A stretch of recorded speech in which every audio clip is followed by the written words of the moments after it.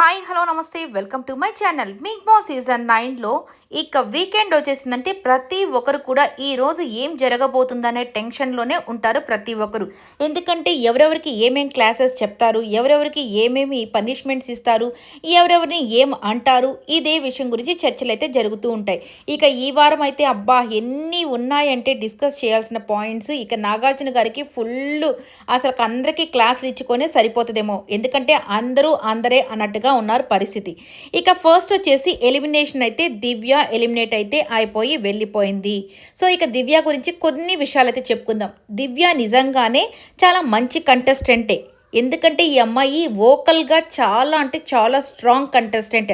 ఎవ్వరూ అడగలేని క్వశ్చన్స్ కూడా ఈ అమ్మాయి డైరెక్ట్గా అందరినీ అడగగలదు, గేమ్ని అర్థం చేసుకోగలదు, బాగా ఆడగలదు కూడా. కాకపోతే ఈ అమ్మాయిలో ఉన్నటువంటి మైనస్ పాయింట్ ఏంటంటే ఈ బాండింగ్. అది కూడా బర్నీ గారితో పెట్టుకోవడం వల్ల వచ్చిన బాండింగ్ ఇది. సో ఎందుకంటే ఆయన చాలా వయసులో పెద్ద ఆయన, ఈయన వచ్చి ఈ అమ్మాయి చాలా చిన్నది అని అందరూ అంటున్నారు. అంటే ఏజ్లో చిన్నదేమో మనకైతే తెలియదు కాబట్టి. ఇక తనైతే తను కమాండింగ్ వాయిస్ కానివ్వండి, ఇట్రండి ఈ షర్ట్ బటన్ వేసుకోండి, ఏంటి ఇట్లున్నారు, ఇట్లా మాట్లాడడం వల్ల ఆ వాయిస్ వల్లే ఆ అమ్మాయి వోకల్గా తను ఎంత స్ట్రాంగ్గా పాయింట్స్ చెప్పగలదో ఆ వోకల్ వల్లే ఈ అమ్మాయి ఈరోజు ఎలిమినేట్ అవ్వాల్సిన పరిస్థితి అయితే ఏర్పడింది. ఎన్నోసార్లు చెప్పారు వద్దు ఈ టోన్ మార్చుకో, సో ఆయనతో బాండింగ్ కొద్దిగా తగ్గించుకో, ఆయన విషయాల్లో నువ్వు కలగ చేసుకోకు అని చాలామంది చాలాసార్లు చెప్పి చూసి చాలాసార్లు అవకాశం కూడా వచ్చింది. ఈ అమ్మాయి ఎప్పుడో ఎలిమినేట్ అవ్వాల్సిన ఆ పరిస్థితి. కానీ ఇప్పటి వరకు బిగ్ బాస్ టీం ఏదో ఒక రకంగా ఈ అమ్మాయిని సేవ్ చేసుకుంటూ వస్తున్నారని చెప్పాలి. కానీ ఇంకా ఆ యొక్క వ్యవహారం మారకపోతే ఇంకేం చేయలేరు కదా, తప్పకుండా ఇంకా వెళ్ళిపోవాల్సిన పరిస్థితి అయితే ఏర్పడిపోయింది ఈ రోజుతో. ఇక ఈ రోజైతే తనైతే కన్ఫామ్గా ఎలిమినేట్ అయితే అయిపోయింది. ఇక భరణి గారు కూడా చూద్దాం ఇక ఏం చేస్తారు. అంటే ఈయన కూడా ఫస్ట్ ఏంటంటే తనని కొద్దిగా చిన్నమ్మాయి కదా అని చెప్పేసి అలాగే తనతో సరదాగా ఉండడం, ఇలా ఉండడం జరిగేసరికి తనకి ఇంకా చనువు అనేది ఎక్కువైపోయి పొసెసివ్నెస్ అనేది కూడా ఎక్కువైపోయింది. ఇక వాళ్ళ అమ్మగారు కూడా చెప్పారు కదా ఒక కథ ఒకటి, అంటే వాళ్ళ అన్నగారో ఎవరో చనిపోయారు, వాళ్ళ తమ్ముడో సంథింగ్. సో ఆయన్ని ఈయనలో చూసుకుంటున్నాను, నేనే చెప్పి పంపించాను ఆయనతో ఉండమ్మా, లేకపోతే ఆయన్ని అన్న అని పిలవమ్మా, మావయ్య అని పిలవలేవు కదా, ఇవన్నీ చెప్పారు కదా. ఇది కూడా ఒక అందుకు కారణమే అయిండొచ్చు. వాళ్ళ అమ్మగారి వల్ల కూడా ఈ అమ్మాయికి ఇంత పొసెసివ్నెస్ ఆయన మీద కలిగిందో, ఆయనతో ఎవరు మాట్లాడినా కొద్దిగా ఒప్పుకోలేని తనము, ఇట్లాంటివి ఏర్పడి కొద్దిగా మైనస్ అయితే తన గేమ్కి అయింది. లేదు అనుకుంటే నిజంగానే నిన్న రీతుకి ఇచ్చి పడేసింది చూడండి. నిజంగా అలాంటి తనూజా కానివ్వండి, తనూజాని అందరూ ఈమె టాప్ వన్ అని చెప్పి ఆమె దగ్గరికి వెళ్ళాలంటే కూడా భయపడే మాటలు మాట్లాడకుండా ఆమె మీద ఎంత కోపం ఉన్నా కానీ కామ్గా అయిపోతూ వస్తున్నారు. బట్ ఈ అమ్మాయి అలా కాకుండా తనకు నిజంగానే ప్రతి చోట తనకు రాంగ్ అనిపించిన ప్రతి చోట కూడా ఇచ్చి పడేస్తూ వచ్చింది.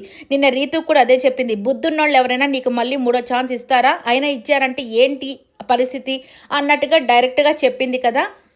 ఇక నెక్స్ట్ వచ్చేసరికి ఈరోజు ఇక మొత్తానికైతే ఓకే దివ్య ఎలిమినేట్, ఇంకా రెండో వాళ్ళు ఎలిమినేట్ అవుతారా లేదంటే ఒక్క ఎలిమినేషన్ ఉందనేది చూడాల్సి ఉంది. ఇక ఈరోజు టాస్క్ విషయానికి వస్తే ప్రోమో చూపించిన విధంగా నాకు ఒకటే అనిపిస్తుందండి, అబ్బా నేను ఎన్నిసార్లు ఇది చెప్పినా కానీ తనూజా ఫ్యాన్స్ ఏమనుకున్నా నేనైతే ఇదే చెప్తున్నాను కదా, మళ్ళీ అదే చెప్తున్నాను. ఎందుకంటే తనూజాకి చాలా ఈగో ఫీలింగ్ ఉన్నట్టు అనిపిస్తూ ఉంటుంది. ప్రతిసారి నేనే గెలవాలి, ప్రతిసారి నేనే సంచాలకుగా ఉండాలి, లాస్ట్ వీక్ వచ్చిన ప్రతి ఒక్కరిని బయట నుంచి వచ్చిన వాళ్ళు నేను సంచాలకుగా ఉంటానని ఎన్నిసార్లు సంచాలకుగా ఉందండి. ఇక మళ్ళీ నిన్న నైట్ కూడా అంతమంది కళ్యాణ్కి ఎంత ఫేవర్ చేశారు. సో ఎంతోమంది అడిగారు మాకు ఛాన్స్ ఇవ్వు సంచాలక్ కానీ ఎవ్వరికి ఇవ్వకుండా మళ్ళీ తనూజాకి ఇచ్చారు కదా. నిన్న కూడా ఆమె కదా, ఇక ఆమె చేతే కెప్టెన్ బ్యాడ్జ్ అని ఇవన్నీ పెట్టించుకున్నారు కదా. అంటే ఈమె సంచాలకుగానే ఉండాలి, ఈమె కనిపించాలి, ఈమెనే పొగడాలి, ఈమె చుట్టూరే ఉండాలి, ఈమె భజనే చేయాలంటే ఇక మిగిలిన వాళ్ళు అసలు ఎందుకు రావడము, ఈమె ఒక్కటే ఉండి కూర్చొని భజన చేసుకుంటా ఉండాల్సింది. అలా అయిపోయింది పరిస్థితి. నిజంగా ఇరిటేషన్ వచ్చేస్తుందండి మరి ఇంత చూసి అయినా కానీ సరే ఈమెకి ఓటింగ్ ఉంది, ఈమెకి ఫాలోయింగ్ ఉంది, ఈమెని బయట పిఆర్ టీం బాగా ఎత్తుతున్నారు, సరే ఇవన్నీ పక్కన పెట్టేస్తే కనీసం ఈమె కన్నా ఉండాలి కదా. ఇప్పుడు ఆ టాస్క్‌లో కూడా దివ్య దగ్గరికెళ్ళి "నువ్వు నా సిస్టర్ లాంటిదానివి దివి, నువ్వు సూపర్ దివి" అది ఇది అంటది. మళ్ళీ మనిద్దరి మధ్య ఎందుకు ఈ ఘర్షణ, ఎందుకు ఇంత ఈర్ష్య, పక్కన వాళ్ళకి ఎందుకు ఛాన్స్ ఇవ్వడం అని అన్నీ చెప్తది కరెక్ట్‌గా. ఆమె నామినేషన్ పాయింట్‌లలో మాత్రం చెప్పేసి కౌగిలించుకొని ఇంతటితో కట్ చేసేద్దామని. కానీ ఈ అమ్మాయి అస్సలు కట్ చేయదు. ఈ అమ్మాయికి ఒక్కసారి మనసులో ఏర్పడిందంటే ఖచ్చితంగా దాన్ని పెట్టుకొనే ఉంటుంది. ఎప్పుడు తీయాలో అప్పుడు బయటికైతే తీస్తూ ఉంటుంది. నిన్న కూడా అదే జరిగింది. కానీ డైరెక్ట్‌గా చెప్పలేదు. మళ్ళీ చెప్పితే మళ్ళీ చెడ్డోళ్ళం అయిపోతామని ఇండైరెక్ట్‌గా వేరే వాళ్ళ చేత చేపిస్తూ వస్తుంటి.